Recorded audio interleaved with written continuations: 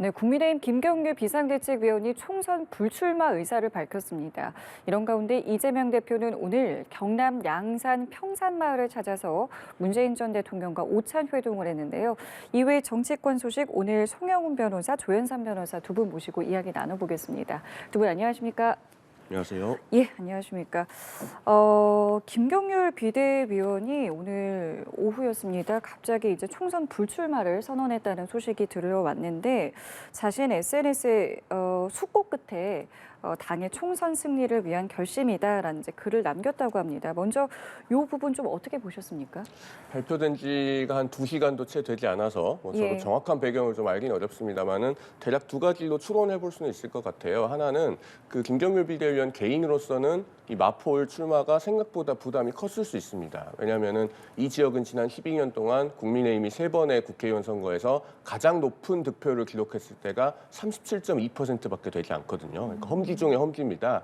그 패기 있고 용기 있게 출마 선언을 했지만은 생각보다 막상 그 지역에서 벽이 높다 이렇게 느꼈을 수도 있을 것 같고요. 그 다음에 또 한 가지는 이제 그 페이스북 메시지를 뜯어보니 숙고 끝에 내린 저희 당의 총선 승리를 위한 제 결심이라는 문구가 있었어요. 예. 그 이 내용은 보면은 그 당 일각에서 선수가 심판보냐 이런 비판이 있었거든요. 그러니까 비대위원으로 있으면서 지역구 공천 신청을 하는 것이 온당하냐 둘 중에 하나는 내려놔야 되는 거 아니냐 이런 비판이 있었습니다. 그 여기에 대한 어떤 응답의 방식을 비대위원직은 유지를 하면서 지역구는 불출마하는 것으로 그렇게 정리한 것이 아닌가 보여지기도 합니다. 사실 김경률 비대위원이 만약에 비대위원직을 사퇴하게 되면은 예. 당이 민주적인 정당이 아닌 것처럼 더 오해를 받을 수 있기 때문에 둘 중에 하나 내려놓는 것은 지역구를 내려놓는 것으로 그렇게 정리를 한 것이 아닌가 저는 그렇게 읽었습니다. 예, 말씀대로 사실은 이제 이 김경률 비대위원이 비대위원을 사퇴할 수도 있다, 혹은 이제 불출마를 선언할 수도 있다. 이런 전망들이 한 지난주쯤 계속 나오기는 했었거든요. 이 결정에 대해서 좀 어떻게 보셨습니까? 아마 불출마 선언보다는 비대위원에 대한 사퇴가 그런 의견이 조금 더 많지 않았을까 싶은데요. 어쨌든 김경률 비대위원은 지금 한동훈 비대위원장을 상징하는 그런 비대위원이지 않겠습니까? 그렇다고 한다면 다음 총선에 어떻게 해서든 김경률 비대위원을 공천장을 주지 않을까라는 의견이 조금 더 많았던 것 같은데요. 오늘 결국에 그 총선 불출마 선언을 한 것은 비대위원보다는 불출마 선언이 어떻게 보면 한동훈 비대위원장을 위한 길이 아니냐라고 본인께서 아마 판단을 하신 게 아닌가 싶습니다.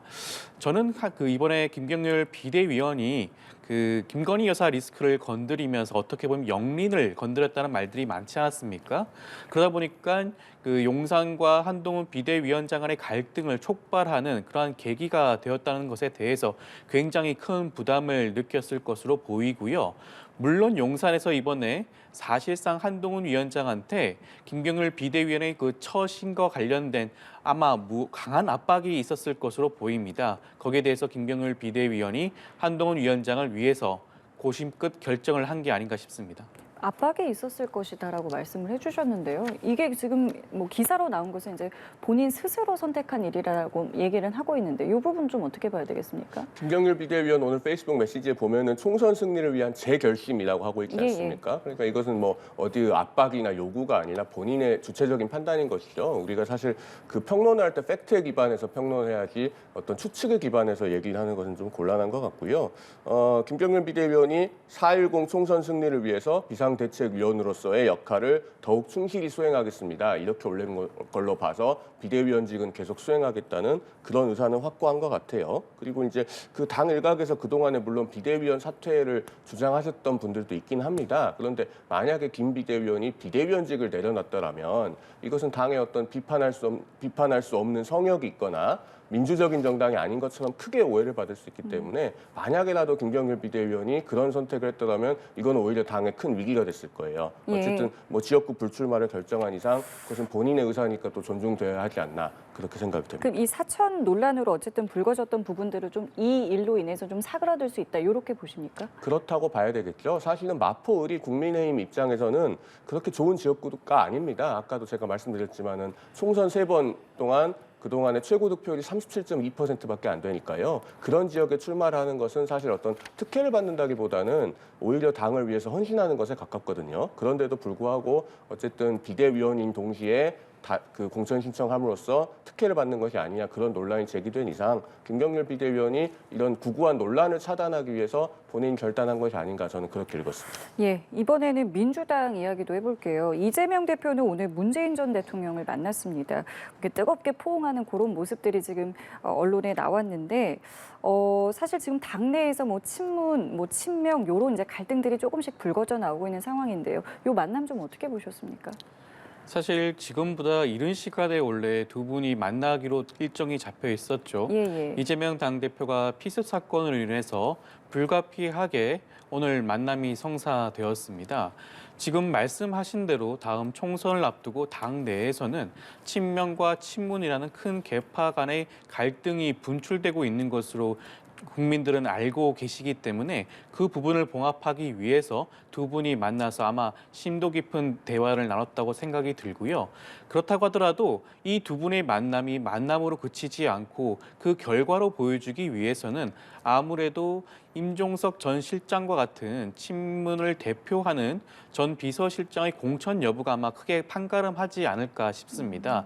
현재 친명으로 불리시는 분들 중에서 그 임종석 실장에 대한 그런 비토 여론이 높기 때문에 거기에 대해서 어떻게 결과적으로 판단을 할 것인가. 임종석 실장이 지금 출마를 고려하고 있는 성동 지역은 전략 지역입니다. 경선을 치르지 않고 전략 공간위에서 결정을 할 수 있는 부분이기 때문에 그 부분을 살펴보게 되면 친명과 친문 간의 갈등이 봉합 수순에 접어들 것인지 그렇지 않은지 판가름할 수 있지 않을까 싶습니다. 그러니까 결국 만남도 만남이지만 핵심은 이제 공천이라는 말씀이신데요. 어떻게 좀 공감하십니까? 저도 비슷하게 봤습니다. 사실은 우리 조 변호사님께서도 말씀해 주셨듯이 이재명 대표가 원래 1월 2일에 그 양산의 평산마을 방문하기로 되어 있었죠. 예. 그 가덕도 현장에서 이제 피습을 당했기 때문에 그 방문이 무산이 됐는데 원래 1월 2일에 가덕도 다음 일정이 평산마을이었습니다. 예. 그래서 이제 오늘 사저를 방문을 하게 된 것인데요. 결국에는 뭐 공천에 관한 의견 교환이 없진 않았을 것 같아요. 왜냐하면 지금 굉장히 민주당에서 화두가 되고 있는 그 공천 관련 인물들이 있지 않습니까? 임종석 전 비서실장, 노영민 전 비서실장, 또 추미애 전 장관, 또 고민정 최고위원 이런 분들이 전부 다 지금 공천을 받을 것인가 아닌가에 초미의 관심사가 집중이 되고 있습니다. 이런 상황에서 이제 이재명 대표가 소위 친문 세력을 전면적으로 배제할 수 있느냐 이 문제가 있어요. 그러니까 더불어민주당이라고 하는 당명에서 더불어를 결국 떼내지 못하지 않았습니까? 그런데 로고를 바꾸면서 더불어라는 글자는 굉장히 글씨 크기가 작아져서 위로 올라갔거든요. 이게 지금 민주당에서 친문 세력의 현주소를 보여주는 겁니다. 그러면 그런 상황에서 뭔가 이분들의 공천을 어느 분들까지 줄 것인가에 대한 얘기가 오고 갔을 개연성이 있고 그것이 앞으로 이제 공천 결과에서 나타날 것 같습니다. 근데 지금 또 중요한 건 선거제잖아요. 선거제도 아직 결정이 안 났는데 이 부분은 좀 어떻게 흘러갈 것 같으세요? 일단 이 부분은 민주당이 좀 많이 비판을 받아야 됩니다. 왜냐하면 오늘 이제 총선 66일 남지 않았습니까? 예. 설 연휴가 지나면 60일도 채 남지가 않아요. 아직까지 병립형으로 회귀할지 연동형이 유지가 될지 전혀 가닥이 나지 않고 있고 현재 국회는 민주당이 단독으로 과반수 이상의 의석을 가지고 있습니다. 그러니까 민주당이 결단을 하지 않기 때문에 선거제가 확정이 안 되고 있습니다. 그리고 전당원 투표를 하느니 마느니 했다가 다시 결국에는 이재명 대표 한 사람에게 일임을 하지 않았습니까? 그러면은요, 이 문제가 어제 오늘 불거진 것이 아니고 위성정당의 문제, 또 연동형 자체가 가진 한계 이런 것들은 4년 전부터 노정이 됐던 거기 때문에 이재명 대표가 오늘 당장이라도 답을 내놔야죠. 그렇게 해서 빨리 선거제도가 예측 가능하게 되는 것이 정답이고 국민들을 위한 도리입니다. 이거는 시간을 오래 끌 이유가 없다고 생각합니다. 어떤 결정할 것 같으세요? 저는 개인적으로는 병립형 회귀 가능성이 높다고 봅니다. 왜냐하면 연동형을 할 거면은 그 연동형을 유지할 거면은 전당원 투표에 부친의 만에 이런 논란 자체가 없었을 거거든요. 민주당은 과거 역사를 보면은 그 전당원 투표를 통해서 좀 곤란한 결정의 책임을 당원들에게 미루고 분산시키는 그런 것들을 많이 해왔습니다. 대표적으로 2014년에 정치개혁 그 당시 아젠다였던 기초 무공천을 철회할 때 당원 투표에 붙였고요. 2020년에 위성정당에 참여할지를 결정할 때 역시 전당원 투표에 붙였고 또 보궐선거 규책 사유가 있으면은 무공천하는 것이 민주당의 당원이었는데 그 당원을 개정할 때도 2020년에 전당원 투표에 붙였습니다. 그러니까 이번에도 병립형으로 회귀를 하면서 전당원 투표에 붙이려고 했던 것이 아닌가 저는 그렇게 읽었고요. 그것에 대해서 이제 당내 반발이 있기 때문에 결국에는 이재명 대표 한 사람에게 일임하게 된 것이 아닌가 그렇게 읽었습니다. 예, 어떻게 좀 보고 계세요? 좀 아픈 부분을 지적을 하신 것 같은데요. 민주당의 경우에는 그 전당원 투표를 통해서 결정하는 부분이 당원 당규에 따라 정해져 있습니다. 중요한 사안에 대해서 총의를 모을 수 있게 되어 있는데요. 뭐 당명 변경이라든가 뭐 그런 경우에 해당될 수 있는데 지금 선거제와 관련된 것은 어떻게 보면 이재명 당대표를 중심으로 한 당 지도부가 어떻게 보면 판단을 할 수 있는 결정을 할 수 있는 그러한 사안이라고 볼 수도 있습니다. 그럼에도 불구하고 전당원을 대상으로 한 투표라는 그런 고육지책을 생각했던 부분은 선거제가 가지고 있는 그 파급력이 너무나 크기 때문에 다음 총선이 가지고 있는 중요한 의미를 뒀기 때문에 아무래도 그런 결정을 과거에 했었지 않나 싶고요. 그렇다고 하더라도 지금 이재명 당대표가 선거제에 대해서 어떠한 결정을 하루속히 해야 되는 것은 분명해 보입니다. 그것이 병립형으로 회귀하든 준연동형제를 유지하든 결정을 곧바로 해야 될 것으로 보이고요. 그리고 지금 현재는 준연동형제를 그대로 유지할 수 있는 상황입니다. 그것이 현행 법 그대로 유지할 수 있고 그렇게 선거를 치를 수 있는 상황입니다. 그런데 지금 준연동형제를 그대로 유지하게 되면 국민의힘에서 위성정당을 사실상 선언한 마당이기 때문에 사실 준연동형 제도라는 것이 사표를 방지하고 민의를 제대로 반영하기 위한 그런 제도이지 않겠습니까? 근데 그러한 제도를 형해화시키는 것이 국민의힘이기 때문에 민주당의 고민이 깊어지는 부분이라고 할 수가 있는 것이고요. 거기에 대해서 이재명 당대표가 조속히 결단을 낼 것으로 보입니다. 네, 같은 질문 드릴게요. 뭐 어떤 결정할 것 같으세요? 저는 지금까지 고민이 깊어지는 것으로 봤을 때는 아무래도 지금 현재 준연동형제를 유지하는 것이 명분은 있다고 할 수 있지만 민주당 입장에서는 의석수와 관련된 실리 부분에서 큰 손해가 발생할 수 있다는 부분을 지적하지 않을 수 없을 것 같습니다. 그렇다고 하더라도 준연동형제를 유지하면서 위성정당을 똑같이 만드는 것은 사실상 준연동형 제도 자체를 포기하는 것이나 마찬가지죠. 그렇기 때문에 이재명 당대표 입장에서는 병립형으로 회귀하되 권역별 병립형 제도를 도입하는 것을 찬성하지 않을까 그런 개인적인 의견입니다. 예, 알겠습니다. 이 선거제가 좀 정리가 돼야 이 제3지대에서도 이제 뭔가를 좀 준비를 할 텐데 일단 오늘 제3지대에서는 공동 창당 대회가 있었습니다. 새로운 미래라는 이제 당명으로 공동 창당이 됐는데 이게 원래는 이제 개혁미래당이라는 이제 당명으로 창당을 하려고 했었는데 어제 이제 굉장히 좀 이견이 있는 듯한 이제 보도들이 나왔고요. 일단 오늘 이제 새로운 미래라고 이제 창당을 했습니다만 지금 이야기가 오고 가는 것은 조응천 의원과 이원욱 의원이 왜 불참을 했는가 이 부분일 것 같아요. 어떻게 좀 봐야 되겠습니까? 일단 어제 오늘 제3지대가 굉장히 급박하게 돌아갔죠. 예. 지금 시청자분들도 많이 헷갈리실 거기 예, 때문에 맞습니다. 제가 좀 설명을 해드려야 될 것 같아요. 예. 원래 이제 개혁미래당이라고 하는 당명은 그 이낙연 전 총리가 이끄는 새로운 미래하고 그 조응천, 이원욱, 김종민 이 세 의원이 함께하는 원칙과 상식 이들이 공동 창당을 하기로 하면서 개혁미래당이라는 당명을 쓰기로 했었습니다. 그런데 이제 어제 속보가 그 공동 창당이 무산됐다 이런 속보가 잠시 나왔다가 예. 다시 또 김종민 의원이 창당 대회는 예정대로 진행할 거다 이렇게 밝혔고 오늘 창당 대회를 하기는 했어요. 예. 그런데 이제 당명이 새로운 미래로 정해졌고 여기에 그런데 김종민 의원과 이낙연 전 총리가 공동 대표를 하기로 했지만 조응천 의원과 이원욱 의원은 불참했다는 거 그렇죠. 아닙니까? 예. 이거는 제가 봤을 때는 이 개혁미래당이라고 하는 당명이 결국은 개혁신당과의 통합 가능성까지 염두에 두고 당명을 부드럽게 정하기 위해서 이런 당명을 의도했던 것 같은데 결국은 새로운 미래도 확정이 되고 조응천, 이원욱 의원은 불참을 한 것을 보면은 개혁신당과의 최종적인 통합 가능성에 대해서 이견이 있었던 것이 아닌가 그런 추정을 합리적으로 해볼 수 있을 것 같습니다. 그리고 이제 그 제3지대 빅텐트는 좀 어려워 보이는 게요. 이준석 전 대표가 지난주 금요일에 그 한 종편 방송사와의 그 생방송 인터뷰에서 그 특정한 인물을 콕 찍어가지고 이런 사람이 있으면은 자기는 통합을 못한다는 취지로 언급을 한 적이 있습니다. 예. 그게 그 배복주 전 정의당 부대표인데요. 특정인의 배우자이기 때문에 자기는 이런 사람이 같이 있으면 할 수 없다라고 얘기를 했어요. 우리가 외교에서 이제 페르소나 논 그라타라고 하는 게 있습니다. 기피 인물을 의미하는데요. 이런 기피 인물을 지정할 때는 그 상대 국가와의 외교 관계가 크게 경색되는 것을 감수하고 하는 겁니다. 그러면은 이준석 대표가 이렇게 그 새로운 미래 쪽에 기피 인물을 언급을 할 때는 사실상 통합이 무산되는 것까지도 감수하고 그 언급을 했을 것 같고 이걸로 인해서 새로운 미래, 그 개혁 미래당 쪽에서도 내부적으로 이견이 발생하지 않았을까 그런 추측을 해볼 수 있을 것 같습니다. 지금 정리를 해주셨을 만큼 굉장히 급박하게 상황이 이루어졌고요. 실제로 오늘 이제 입장문을 내놨는데 요 내용이 뭐냐면 영혼 없이 몸만 얻어주는 일이라 생각했다. 그래서 불참할 수밖에 없었다. 이런 취지의 입장문까지 내놨습니다. 이 부분 좀 개인적으로 어떻게 좀 해석하고 계세요? 저는 지금 그 새로 제3지대에 계신다는 분들이 자중질환에 빠진 게 아닌가 싶습니다. 이낙연 전 총리로 중심으로 새로운 신당을 만드는 것에 대해서 예. 이 새 의원들 간에 아마 갈등이 분명히 있었을 것으로 보여지고요.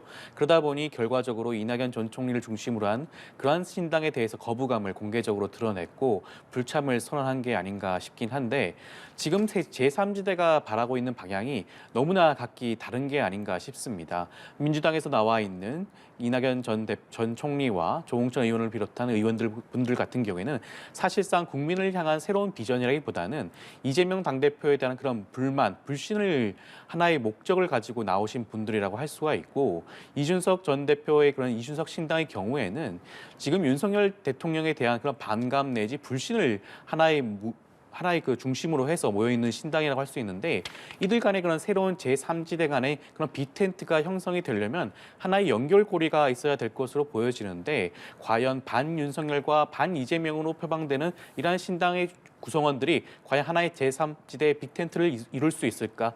물론 이낙연 전 총리의 경우에는 아마 계속해서 이준석 대표를 상대로 아마 구애 활동을 계속 하실 겁니다. 그렇다고 하더라도 이런 화학적 결합이 불가능한 수준에 이르렀기 때문에 쉽지만은 않지 않을까 싶습니다. 두 분께서 모두 빅텐트는 좀 어렵지 않겠느냐 이런 전망을 내주셨는데 그럼 지금 정리를 하면은 이낙연, 김종민 공동대표로 오늘 이제 새로운 미래가 창당이 됐고요.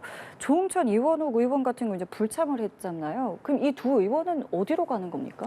글쎄요, 무소속으로 정치를 하실 수도 있고 따로 당을 만드실 수도 있고 뭐 여러 가지 가능성이 열려 있을 것 같은데요. 예. 어쨌든 제가 이제 1월 초에 이 자리에서 해설을 하기를 그 원칙과 상식이 이낙연 신당과 결합할지는 1월 한 달 봐야 된다 이렇게 말씀드렸었지 네네. 않습니까? 그러면서 이제 이낙연 신당이 그 수도권이나 충청권이나 이런 곳에서도 어느 정도의 소구력을 갖는지가 확인이 돼야 최종적으로 결합을 할 거다 이렇게 해설을 해드린 적이 있는데 지금 현재 이낙연 신당 그러니까 오늘 창당했으니까 이제 새로운 미래죠. 네. 새로운 미래가 받고 있는 그 지지율을 보면은 여론조사에서 그렇게 높게 나오고 있지가 않아요. 생각보다 훨씬 더 파급력이 약합니다. 그래서 조홍천, 이원욱 이 두 의원들이 나중에라도 결합을 할지가 저는 지금도 좀 회의적이라고 보고요. 제3지대가 빅텐트가 되기가 좀 어려운 게 중텐트는 만들고 그 다음에 합치야 이게 빅텐트가 될 건데 지금 새로운 미래 쪽 상황은 아까도 봤듯이 중텐트에 실패를 했고 개혁신당도 사실은 지금 중텐트를 못 이룬 상황입니다. 왜냐하면 개혁신당과 한국의 희망이 겉으로는 합당을 잘 하는 것처럼 보이지만 사실은 한국의 희망에서 최진석 상임대표, 김법정 사무총장, 뭐 김진수 대변인 이런 분들이 개혁신당과의 합당에 반발해서 전부 탈당을 했습니다. 그래서 여기는 지금 중텐트도 아니고 양양자 의원 혼자서 사실상 침낭을 갖고 들어온 수준이거든요. 그래서 양쪽 다 중텐트에 실패를 했기 때문에 제가 봤을 때는 빅텐트는 상당히 난망하지 않을까 이렇게 보입니다. 조홍천, 이원욱 의원은 어디로 갈까? 이 부분은 어떻게 좀 보고 계세요? 그 말씀하신 것처럼 아직 어떤 방향으로 가실지에 대해서 확답을 드리기는 쉽지가 않겠지만 네. 저는 결과적으로 이낙연 신당에 합류할 수밖에 없지 않을까 싶습니다. 저는 다음 총선에서 이분들이 바라고 있는 것이 어찌됐건 총선 공천 과정을 통해서 국회의원 배지를 다는 게 목표라고 한다면 어찌됐건 무소속의 입장으로서는 과연 가능할 부분이 있을까? 이낙연 신당, 이낙연 전 총리의 그늘 아래서 정치를 하는 것이 다음 총선에 기대할 수 있는 부분이 조금 더 높지 않을까? 저는 그렇게 결과적으로 판단하지 않을까 예측을 하고요. 근데 그렇다고 하더라도 이낙연 신당이 가지고 있는 다음 총선에서의 파급력이 굉장히 낮을 가능성이 있기 때문에 결과적으로 이분들의 그런 바람은 이루어지지 않을 가능성도 굉장히 높지 않을까 싶습니다. 예, 이렇게 지금 굉장히 하루하루 빠른 속도로 진행이 되고 있는 정치권의 상황에서 한동훈 비대위원장 같은 경우에는 김포를 다시 찾아서요. 메가서울 정책을 이 총선의 어떤 대표 공약으로 다시 좀 언급을 했는데 여기에 대해서 이준석 대표가 굉장히 좀 날선 비판을 좀 했습니다. 당론부터 채택해야 된다. 이렇게 공약 남발해서는 안 된다. 이런 이야기들 내놨거든요. 어떻게 좀 들으셨습니까? 글쎄요, 공약 남발은 지금 개혁신당도 많이 하고 있죠. 그 노인 무임승차 폐지를 갑자기 얘기한다거나 또 오늘은 무슨 뭐 저가형 고속전철로 3만 원대를 도입한다고 하던데 사실은 지금 그 서울에서 부산까지 5만 9천 원 하는 KTX도 적자가 굉장히 심각합니다. 좀 정확히 그 근거를 갖고 공약을 제시했으면 좋을 것 같고요. 그 메가서울에 관련해서는 행정구역 개편이 어떤 형태로든 필요하죠. 왜냐하면은 지금 우리가 그 보고 있는 서울의 현재 경계는 대부분이 언제 형성된 거냐고 하면은 1962년에 형성됐습니다. 그때 이제 국가재건 최고회의가 경기도에 있던 많은 지역들을 서울로 편입을 했고 그게 1963년부터 시행이 돼서 지금 서울 경기의 대부분이 만들어졌습니다. 그리고 1995년에 지방자치제가 시행되면서 그 시행 직전에 일부 동을 약간 조정을 해서 서울의 현재 경계가 완성이 됐고요. 근데 지금 이제 1962년부터 계산을 하면은 62년이 지나지 않았습니까? 그러다 보니까 현재의 어떤 생활권, 또 생활 패턴, 교통과 통신의 발달 이런 거를 반영한 행정구역 개편은 어느 정도 필요해 보이고 다만 그게 꼭 메가서울이어야 하는가, 그러니까 명칭을 메가서울에 집착할 필요는 없을 것 같고요. 각 지역의 주민들이 현실적으로 원하는 바를 수용하는 그런 형태의 행정구역 개편은 필요할 것 같습니다. 그래서 한동훈 비대위원장도 뭐 메가서울만 하는 게 아니고 경기 남북도를 분도하는 것도 같이 하겠다라고 얘기를 하고 있지 않습니까? 그래서 명칭보다도 이것은 주민들이 원하는 행정구역 개편을 열어놓고 논의할 필요가 있다 이런 말씀을 드리고 야당도 이런 부분에 대해서는 좀 대승적으로 좀 모든 가능성을 열어놓고 함께 머리를 맞대고 논의하면 좋겠다 그런 말씀을 드립니다. 예, 이 사안에 대한 생각 어떠세요? 일단 메가시티 부분은 민주당도 과거에 주장했던 그런 부분입니다. 물론 순서가 서울이 아니라 지방부터 시작을 해야 된다는 그런 주장이었죠. 그렇기 때문에 지금 메가시티 주장에 대해서 근본적으로 고민을 해야 될 부분이 있습니다. 지금 최근에 그 메가시티 말씀이 나오시고 난 다음에 그 지금 정부 여당에서는 김포 서울 통합특별법을 상정했던 바가 있습니다. 그런데 상임위조차 통과되지 못했고 현재 폐기 수순에 접어들고 있죠. 만약에 진짜 메가시티 김포에 대한 의지가 충만했다면 이 상임위 안건을 통과시키기 위해서 노력을 했어야 할 것입니다. 그렇지만 그런 부분들이 전혀 없었죠. 그리고 김포 주민들을 대상으로 한 투표조차도 사실상 불가능해진 상황입니다. 이런 식으로 공약을 남발하는 것은 한동훈 비대위원장 입장에서도 긍정적인 부분이 전혀 아닙니다. 그리고 지금 경기 북도에 대해서도 분도에 대해서도 긍정적인 말씀을 하셨는데 지금 메가시티를 만약에 이루시겠다는 생각이 드신다면 김포뿐만 아니라 뭐 남양주라든가 의정부라든가 고양시라든가 편입을 해야 될 지역이 굉장히 많습니다. 그러면 어떻게 경기 북부 분도가 가능할 수가 있겠습니까? 앞뒤가 맞지 않는 주장을 지금 한꺼번에 하고 있으신 거죠. 메가시티 공약 어떻게 실현 가능한지 그 부분에 대해서 국민들에게 소상히 밝히셔야 될 것 같습니다. 예, 자 끝으로 이것도 두 분께 좀 여쭤보겠습니다. 이번 주에 윤석열 대통령이 대국민 메시지를 내놓게 됩니다. KBS와 이제 단독 대담 형식으로 진행이 되는데 어떤 부분들을 좀 주목하고 계신지 먼저 듣겠습니다. 사실 지금 국민이 기대하고 바라고 있는 부분은 단 하나이지 않을까 싶습니다. 김건희 여사 리스크에 대해서 명품백 수수 의혹에 대해서 어떻게 대통령이 생각하시는지 거기에 대한 답을 듣고 싶을 것입니다. 물론 그것뿐만 아니라 최근에 불거졌던 여러 가지 이태원 참사 특별법이라든가 각종 특별법에 대해서 거부권을 행사하신 부분에 대해서 책임 있는 답변을 분명히 듣고 싶어 하실 것 같습니다. 그런데 지금 윤석열 대통령께서는 그 방식을 사전 녹화에 따른 대담 형식을 취하지 않았겠습니까? 녹화는 어떤 겁니까? 질문이 이미 정해져 있고 답변은 충분히 편집이 가능한 그런 방식입니다. 현직 기자들의 날선 질문과 그런 비판적인 질문에 대해서 피하기 위해서 이러한 방식을 택했다고 생각하지 않을 수가 없는데요. 그러한 것들은 윤석열 대통령 스스로 말하고 싶은 것에 대해서만 말하겠다는 그런 의미로 여겨질 수밖에 없습니다. 지금 국민은 윤석열 대통령의 대답을 듣고 싶은 거지 윤석열 대통령이 하고 싶은 말을 듣고 싶어 하지 않는다는 점을 유념하셨으면 좋겠습니다. 지금 조 변호사님께서 말씀하신 이 형식에 대한 비판을 민주당에서도 하고 있습니다. 어떻게 좀 보세요? 뭐 형식에 대해서는 저도 개인적으로는 좀 아쉬움은 있습니다. 사실은 특정 공영방송하고만 이렇게 대담을 하시기보다는 적어도 방송사 합동 기자회견 이런 정도는 하시는 게 좋았다고 저도 생각은 들고요. 그러나 어쨌든 이렇게 그 방식이 정해진 이상 이제 중요한 건 내용 아니겠습니까? 그동안에 대통령실이 충분하게 여론을 수렴을 했고 당도 적극적으로 건의를 했고 그렇기 때문에 국민 여론에 대한 응답성을 어느 정도 보이실 거라고 저는 그렇게 예측을 합니다. 그리고 이제 그 녹화라고 하는 방식은요, 시점이 늦어진 이상, 그러니까 사실은 이 명품 가방 이슈는 처음에 그게 세상에 공개가 됐을 때 바로 입장을 표명했으면은 부담이 적었을 거라고 저도 개인적으로 생각합니다. 그러나 이게 많이 어쨌든 그동안에 지연이 됐기 때문에 그만큼 섬세한 메시지 관리가 필요합니다. 저희도 이렇게 나와서 지금 생방송을 하고 있습니다만은 생방송이라고 하는 것은 한 번 실수를 하면 돌이킬 수 없지 않습니까? 그런데 대통령의 어떤 말씀이라고 하는 것은 그 말씀을 하시는 순간 그게 최종적인 상태가 되기 때문에 굉장히 고도로 섬세한 메시지 관리가 필요합니다. 그런 차원에서 이번에 그 녹화 대담을 하게 된 거라는 점을 좀 이해를 해주십사 하는 말씀을 드리고요. 아무튼 7일에 방영이 된다고 하니까 그 내용을 보면은 또 많은 국민들께서 판단을 하실 거라고 생각합니다. 예, 알겠습니다. 어떤 내용들이 나올지 함께 지켜보도록 하겠습니다. 오늘 두 분 말씀 여기까지 함께 하겠습니다. 지금까지 송영훈 변호사, 조현삼 변호사와 함께했습니다. 두 분 감사합니다.